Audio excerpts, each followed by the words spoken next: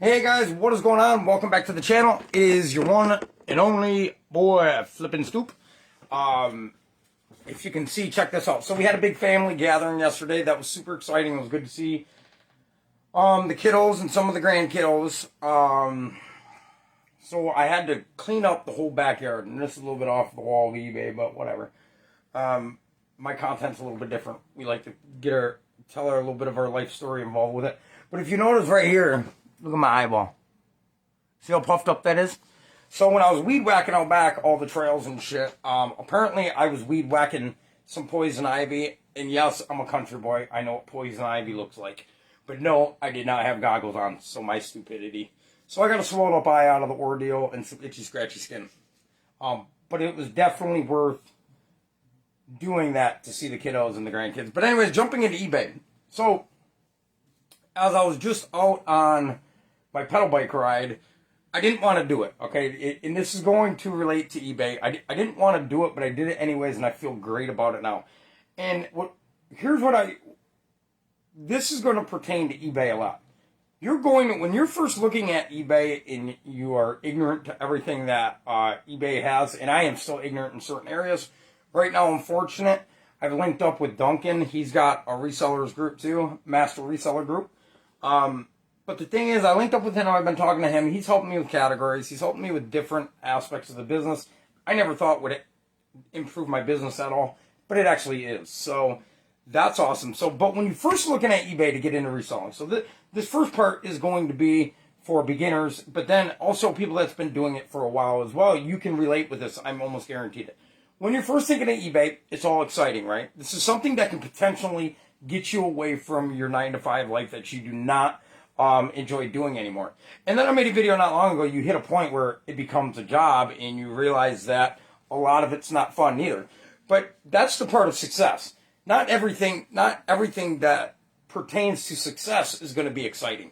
Going into a thrift store every single day or 2 to 3 times a week, like I'm doing right now, picking up pants and shoes got dull.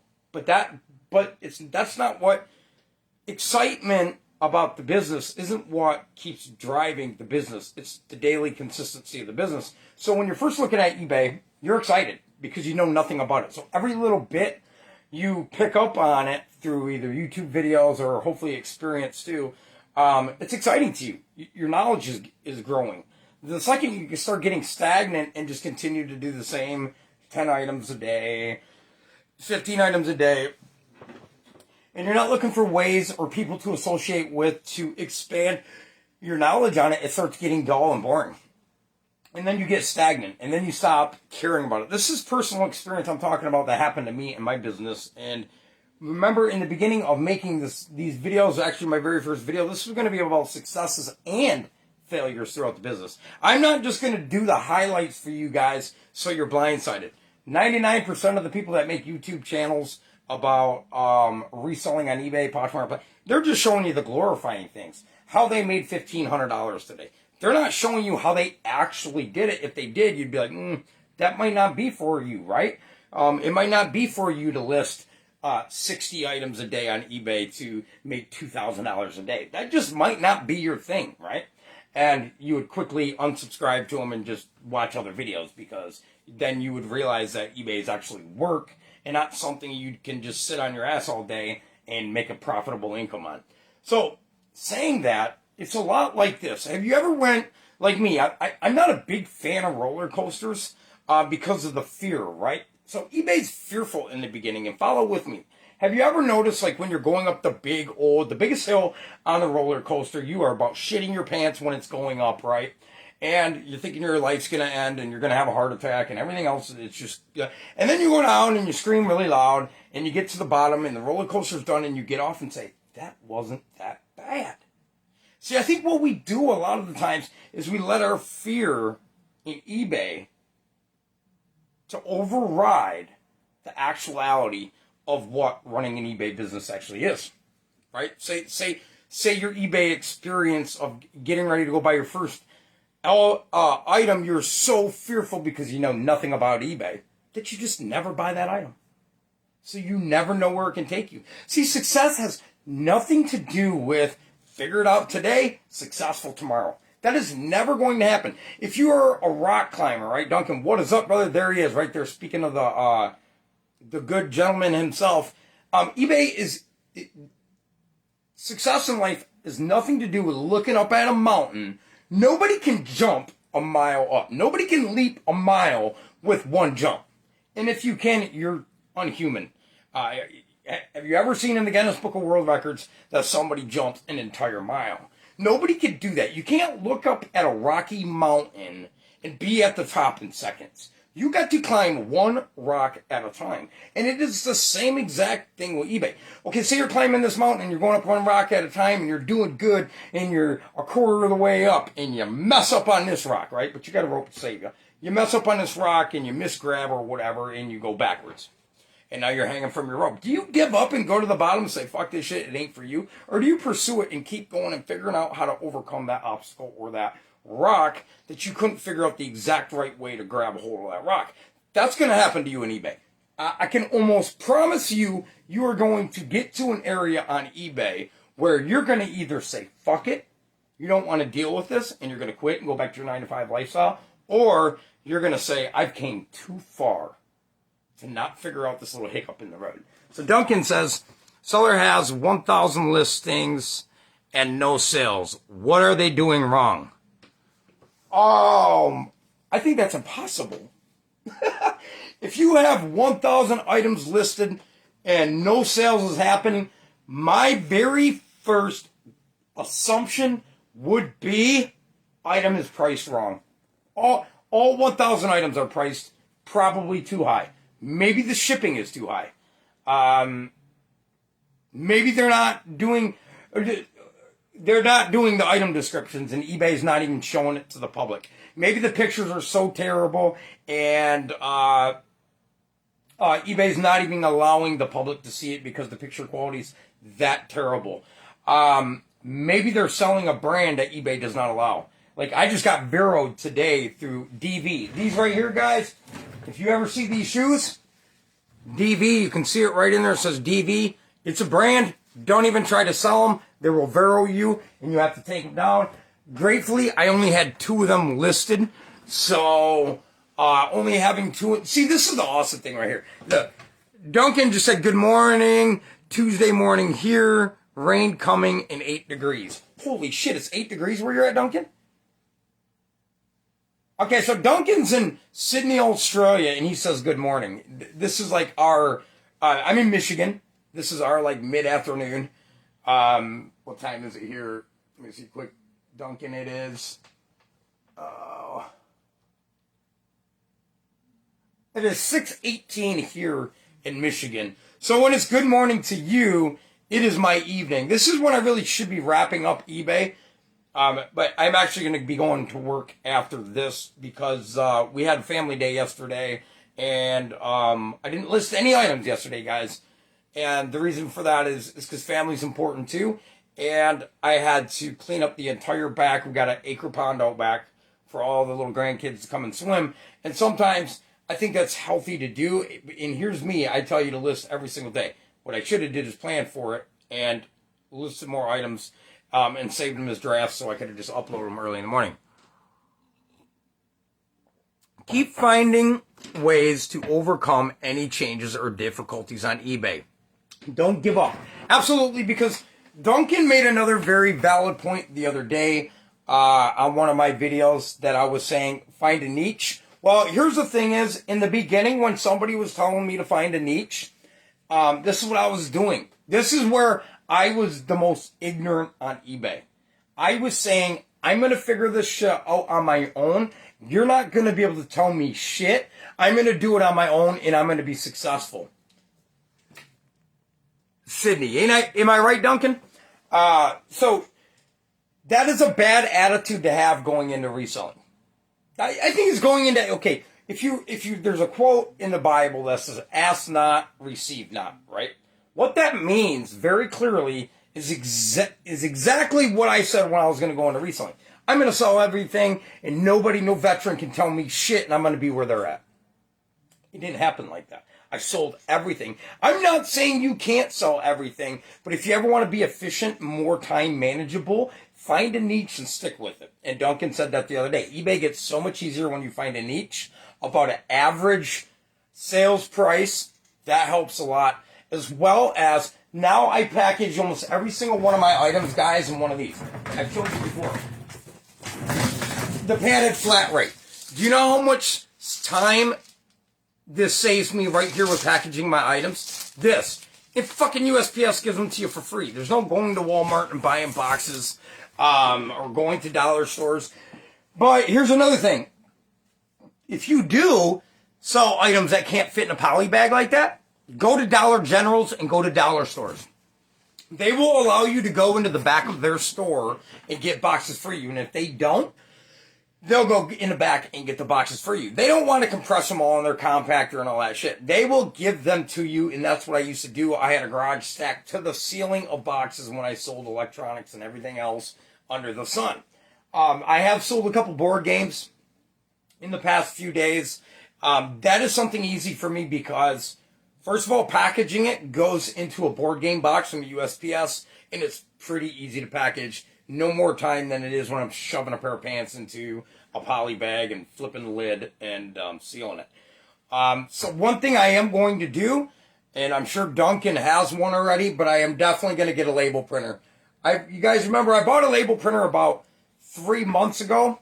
At that time, I didn't feel like I was getting enough sales and being consistent enough with my listings. So I sent it back the next day and I got my money back, and then I took that money and invested it into more inventory.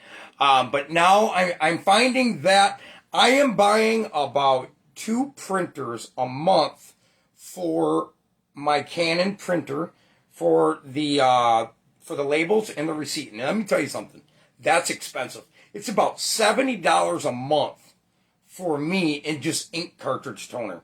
So that means I'm buying 2 to 3 toners a month. And that adds up. You take 1 month of that right there, and you can just buy yourself a label printer and you're good to go. Now, the best label printers to get, you might have to ask Dunking or somebody. I know that the roller ones are pretty good. Have 3 niches. One should be non-seasonal, like collectibles. Yep. 1,000 listings, no sales. Seller is not researching the items and listing any crap no one wants. Absolutely. I have seen examples of it, and their picks suck, titles, etc., etc. Absolutely. I'm a prime example of, in the beginning, there is a niche for everything.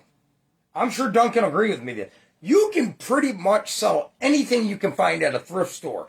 But, as Duncan says, do your frickin' research, especially in the beginning. Now, once you know your niche, this is why you get into a niche. To learn it, to master it. So now when you go into a thrift shop and you find the exact same pair of Levi's you just sold yesterday, you don't have to look it up anymore. You know the sale comps are good. Yes, you need a thermal printer. I handwrite addresses. What? Duncan, you're not handwriting addresses. Come on. No, you're not doing that anymore. You could. It could save you time. It save you money. But I'm a firm believer that your time is money. When I can print 10 10 items that sold out in about a minute or less, I feel like that could save me time. What I'm trying to get at now is saving me time around the things that have to be done. Customer service, giving feedback. If you want feedback, I strongly encourage you to give feedback.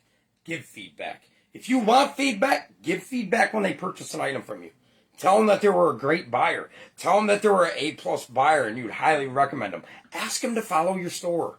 That's what I started doing about a month ago. I don't have many followers on this new store. On my last store, I had quite a few followers. Yes, I handwrite and use postage stamps because all my stuff is vintage paper. Oh, true. Oh, yeah. Well, yeah, you won't want to just send that shit out in anything. I get it. Yep, I get it. Yeah, you got a different niche, but obviously you do good in it, Duncan, because you started in 2004 and you're still here with us.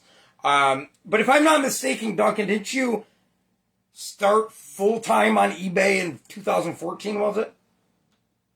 Now that would have been 6, 7 years ago, something like that. You went full time. I could be wrong. What I was trying to get at earlier, though, guys, is when you look up at the mountain of eBay and the success level. Say, for example, you look at people like Rally Roots. Maybe that's where you want to go, and that's good. You should have a motto. You should have somebody you're looking up to that is reselling being successful, because unless you start doing steps that they're doing, if you try to do it all on your own without asking anybody anything about how shit works, you're going to be a lot further behind than you could be. If you start asking, I started seeking more people to talk to on a daily basis about reselling. Why do I want to do that?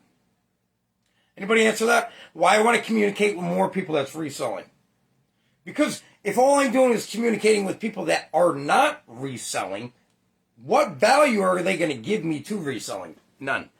Full-time, I went on eBay 2012, part-time before then. All right, cool. Yeah, and Duncan has since paid off his house. He is an example of how good eBay can work for you. Duncan does not go out and source any of his own products, I don't believe. I could be wrong. Duncan has a couple people in the UK that does that for him and then mails it to him. So there's so many different variables in ways you can be successful on eBay. Me, I like personally going out and cherry picking. I know that sounds crazy, but I personally like going out, knowing the exact quality of the item I'm buying and knowing the exact amount of money I'm going to make. Matter of fact, even when I'm looking at the jeans now before I purchase them, I'm creating the title in my head. I am creating the title in my head when I'm at the thrift store looking at them. Because in 2012, I had enough of working jobs. Yeah, right. They're dead end. I'll tell you what you do with your job. Whatever 9 to 5 you are at right now, okay, look at your boss. Here's the thing. Look at the boss or your manager. Look at your manager. Look at the car they're driving. Do you want to drive that car? Look at the house they're living in. Do you want to live in that house? And then look at their wife or husband. Is it the wife or husband you would want in the future? Because that's about what you're going to wind up with. You cannot outgrow your manager at your job. If you're working a 9 to 5, you are not going to make more money than your manager is going to make unless all of a sudden you become a partial owner, which I highly doubt that would ever happen. So if you want to know what your future is going to look like when you're working at a 9 to 5, go look at what car they're driving. Is it truly your dream car? I'm not saying a Cadillac CTS isn't something nice to drive, like your manager's probably driving something like that, right?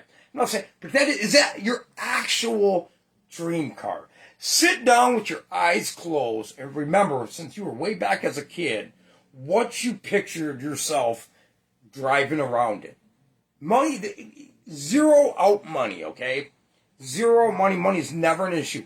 What does your ultimate dream car look like? What's the price tag look like? What do you look like behind the wheel? What color is the interior? What color is the exterior?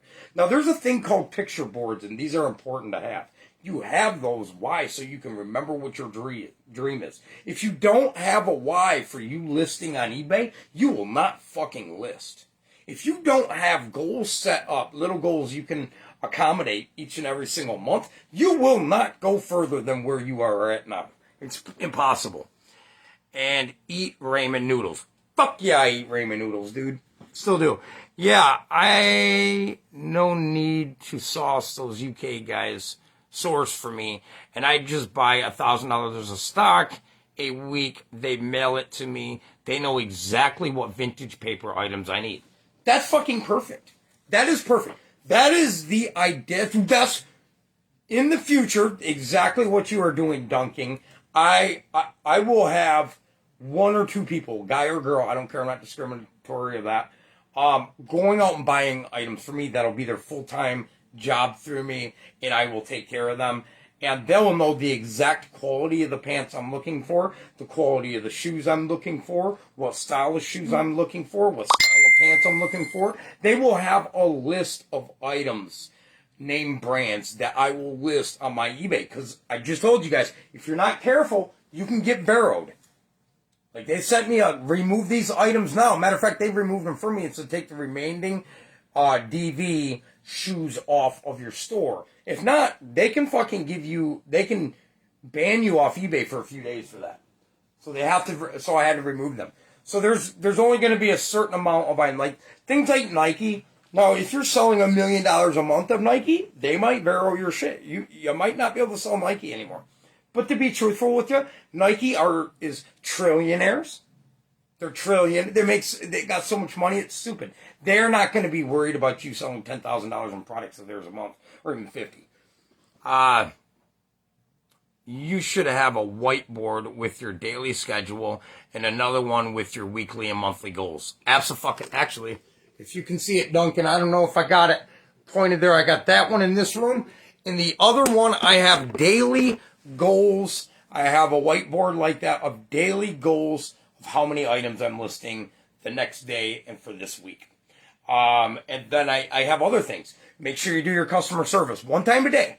One time a day, set a time to the side, whether it's 10 minutes, 15 minutes. Respond to every single person that purchases your item. Don't be an asshole and just print their shit and send it out. This is exactly what I say. Thank you kindly for your purchase. Once the payment, because I don't have buy now. I don't have it as they have to pay immediately. Now I simply say thank you kindly for your purchase. Once payment is made, we will ship your item out immediately. Please follow, and we hope to do future business with you. I say that to every single customer that purchases an item from me. I reach out to every single one of them and give them feedback. If they have a question or concern, and I'm eating dinner, and they're asking what are the exact measurements of this shirt, I am done eating dinner, and I'm going downstairs, and I'm figuring the measurements out. So you have to prioritize your day around your business for sure. Raymond Noodles, me, Mr. Loves Them, and Rice. LOL. Yeah, for sure. The thing is, in life, in the beginning, eBay is going to be super scary to you. You're going to have fear. The most people 99.9% of people that are working a 9-to-5 job, they're only working that 9-to-5 job because they're fearful to start something of their own. They don't know where it's going. This is why I say a 9-to-5 is easy. I'm not saying if you work a labor job or a mental job, that part of the job's easy. It's never easy roofing a fucking house or sitting behind a computer all day. That shit is not easy. I don't mean it by that. But you have your game plan set out for you every day. Be here at 8 o'clock in the morning, punch out at 5. Go home, kick your feet up, right? That's easy. You can do that because it's easy. It's easy to do that, right? But in a couple months, I promise you, you're going to hate your fucking job because you're going to realize there's no growth there. Even if there is growth there, you will never make the amount of money you are worth at a 9-to-5 job ever in your entire life. If you are making $100K a year, you are worth a fucking million a year. I'm saying, if a company will pay you $100K a year, you are making them, I guarantee it, $1 million a year. I guarantee you are making them $500,000 to $1 million a year if they'll pay you $100,000. I write to every buyer. Just sold a 1689 document to a buyer in Switzerland. Already told him thanks for buying an ETA and also asked him to follow my store. Right. Exactly the way Duncan's do it. Make sure you reach out to your customers. Your customers are the most valuable part of your business. They're more valuable than the item you just sold them. The item you just sold them made you the dollars, but you being good to your customers and getting awesome reviews gets you your next customer or a reoccurring customer. The thing is, guys, do you remember when you were a little kid and you wanted to ride a bike so bad and your parents, you got on the bike and started pedaling it with training wheels, and then your parents were like, okay, it's time to take the training wheels off. You were scared shitless your parents were going to let go of that fucking bike and you were going to go, right? But you did it anyways. You probably fall and bumped your knee and scraped your knee or scraped your elbow or scraped the whole side of your face like I did when I was a kid. But you got right back up on that son of a bitch and you pedaled it. I just jumped off my bike at the age of 39 and I can still ride the son of a bitch. Why can I ride it today? Because I didn't let fear get in the way. I didn't let fear get in the way. And if you let fear get in the way of why you're not sitting down and responding to customers, why you're not listing items, why you're not sourcing, why you're not spending money to make money. The reason why you are so afraid to take a little bit of your money, invest it into something that can make you more money, is because the system taught you different when you were a kid. The system taught you put your money in the bank and save it. Your money will never grow if you do that. Your dollars, you've been lied to by banks since the second you were born. So was our parents. Put money in banks. Buy shit you can't afford here. We'll give you a 35-year mortgage. You can live in $1 million house and pay us for the next 30 fucking years. Don't do that stupid shit. Buy what the fuck you can afford. Rent if you have to rent. It doesn't matter if you own the fucking house or not. You can't take that shit to the fucking grave with you. You cannot take your house to the fucking grave with you. Matter of fact, if you own a house, listen to most successful people. They fucking rent and they move a lot. They move where the money's at. I'm talking multi-billionaires, guys, that rent. They are renting apartments because they realize, hey, look, if a water heater goes, and matter of fact, your house depreciates. You will never, ever, ever. This is where people are wrong. Your house that you're investing into, that you're paying a 30-year mortgage on, everybody thinks that is an asset. No, it is a liability. Anything that takes money out of the money you have coming in is a fucking liability. It costs you money to live there. It doesn't matter. You don't own this motherfucker anyways. You're paying a mortgage on it for 30 years. They're hoping you refinance it and do it again for another 30 years. So the bank just made 100% fucking profit on your ass. Banks have been lying to you forever. There's no way you're going to stick your money in a fucking bank account and it's going to make you more money than eBay can make you. That is impossible. It'll never happen. It can't happen. If you take $100K and invest into the right inventory on eBay, and get it up and listed, you will make way more money way faster than if you stuck $100,000 in the bank.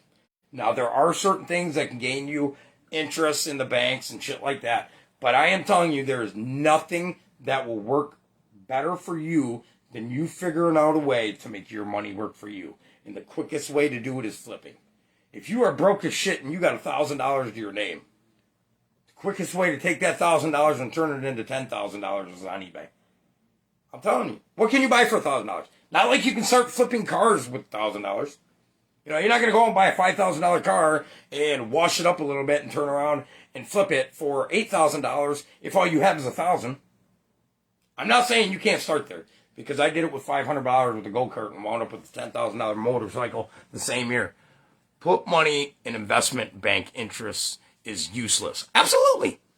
Ours are a lot of upkeep, expensive maintenance. Average house in my area is $1.5 million. So renting makes sense for many. Absolutely, absolutely. Like, that's cool you said that, Duncan, because this is why I really like been associating with you, because I'm telling you what.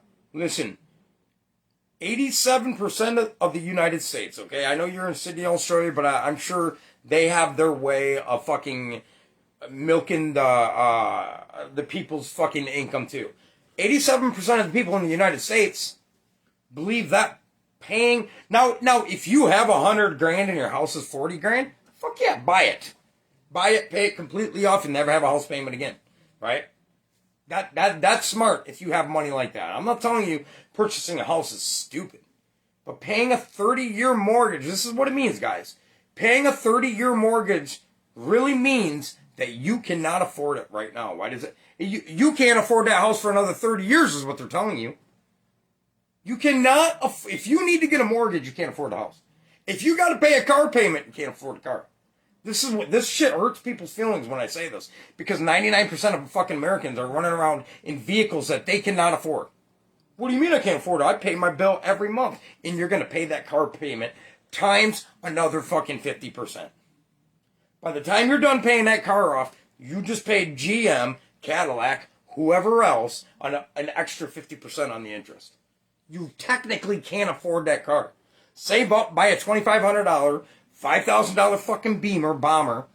It will get, I'm going to give you an example. Look at Bill Gates. Still drives like a 2008 Cadillac XTS.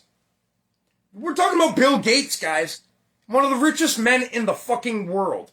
And he's still driving a 2008 or, I think it's a 2008 or 2010 Cadillac XTS. Now, he could go out and buy a Rolls Royce Phantom. They ask him, why do you still drive this? Because it does the same thing a Rolls Royce Phantom does. He's not trying to impress the fucking Joneses. 30-year mortgage, 30 years of ramen noodles. Yes, dude, yes. I myself want to live broke for the next 5 years, so when I'm 45, I can now live comfortably. I know the next 5 years of my life, I'm going to live broke as fuck. But doing that is actually getting me to where I want to be. No rich, successful person in the world on eBay blows fucking every single profit they get. If you do that, you're fucked. Your business is fucked, man. If you don't got nothing to list, your business don't happen. Me and Duncan will say this through and through. If you're not listing, you're not selling. Yeah, you can go a couple few days without listing items, and your items, you'll still sell a few here or there. But I'm telling you, that's going to put a huge hiccup in your eBay. It's going to put a huge...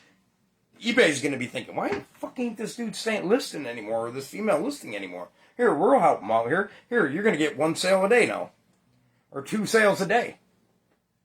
The whole thing is consistency, guys. And don't be fearful. What are you going to miss out on? Here's what what I used to do forever. I never wanted to start a business. I always wanted to, but I didn't know how to. Right? And the biggest reason was I was afraid what the fucking Joneses next door to me were doing. I didn't want to miss out on anything. And instead, I missed out on my whole entire fucking life from today backwards. Because I was so worried about what everybody fucking else was doing. Instead, I should have just been zero focused right in on what I wanted to do. And I'd be sitting where I want to be sitting in 5 years today. So you can't buy more time, guys. You cannot buy more time. All you can do is utilize your time properly that you have now. Me, you, and everybody else in this world has the same 24 hours. Duncan's 8 o'clock in the morning might look different than our 8 o'clock in the morning because we live in different parts of the fucking country, right? But he's still got 24 hours in his day just like I got 24 hours in my day.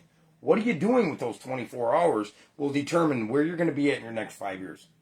If you write down on a piece of paper exactly every single thing you do from the time you get up till the time you go to bed and show me it, I will be able to tell you where you're going to be at in 5 years. If you're going to be successful or unsuccessful. I'm serious. Most people in the fucking world spend at least 1 hour a day scrolling on a social media, doing absolutely nothing, gaining absolutely no value to your life. When are we going to wake up and one day realize that, hey, our life is valuable? And how do you value your life? How do you value your life, right? How do you do that? Knowing deep down inside, one day, you're not going to fucking be here. One day, you are no longer going to be here, and in a couple months, nobody's ever going to remember you. That's how significant your life is right now. Here's the thing, another thing I want people to think about for a minute, right? You're worried about whether you're good enough to actually work on yourself, whether you're worth it, whether, you deserve it, or whatever is holding you back from your greatness inside, right? You think about that. Like, am I really worth it? Should I even put in the work? Fuck it, I'll just be like everybody else, right? So you get the fuck it's and you don't do nothing. Let me tell you why you're worth it. This is why you're worth it. 400 to 1 trillion fucking odds that you even exist. You are a fucking walking miracle. A fucking walking miracle. For you to exist, a miracle. A miracle. It's like 1 in 4,000 chances that you get into an automobile and get in a car crash, but you still get in an automobile and fucking drive, don't you? 1 in, I think it is 100 million or something like that. The odds that a plane crashes and you die in it, right? But you still get in the fucking plane and drive it. And you're wondering if your life's worth putting in the work? 401 trillion fucking odds that you even exist in this world.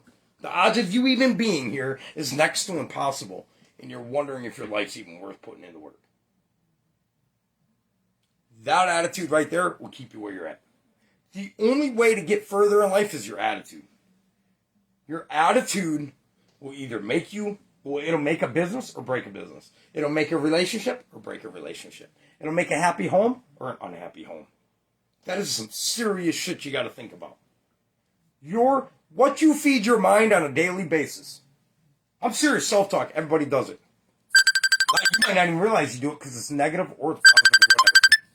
Self-talk, I'm telling you, is the ultimate key to success forever. If you feel like you are getting closer to your goal, if you feel like you have purpose in this world, you will be a whole different fucking human being, man, I'm telling you. All right, you guys, I have to sum this up. I have an incoming phone call, and I'm sure nobody can hear me anyway. All right, I love you guys all. I hope this video helps you guys out. Rock out. Happy listings. Thank you so much, Duncan, for joining in, man.